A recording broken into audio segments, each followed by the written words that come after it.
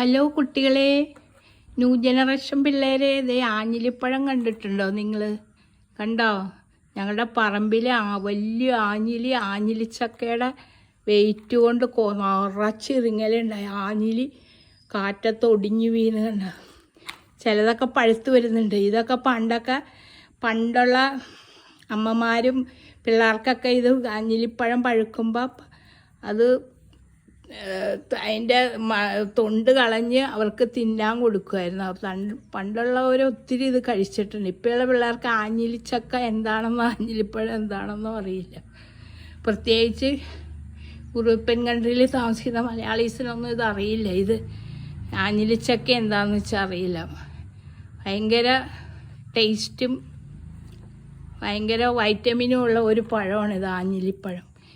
ഇതിൻ്റെ കുരു പണ്ടൊക്കെ വറുത്ത്, ഞങ്ങളുടെ കുഞ്ഞിലെ വറുത്ത് തിന്നും. ഭയങ്കര ടേസ്റ്റാണ് കുരു വറുത്ത് കഴിച്ചാൽ. ഇത് ഇങ്ങനെ പൊളിച്ചെടുക്കണം. പൊളിച്ചിട്ട് ഓരോ ആഞ്ഞിലി പഴവും നമ്മൾ തിന്നണം. നല്ല ടേസ്റ്റാണ്. ഈ കാറ്റത്തെല്ലാം വീഴുക. മാമ്പഴമൊക്കെ ഇഷ്ടം പോലെ വീണുകൊണ്ടിരിക്കുക.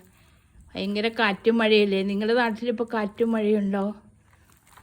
ഭയങ്കര കാറ്റും മഴയും. ആഞ്ഞിലിപ്പഴം പഴുത്ത് നിറച്ചിട്ടുണ്ട്.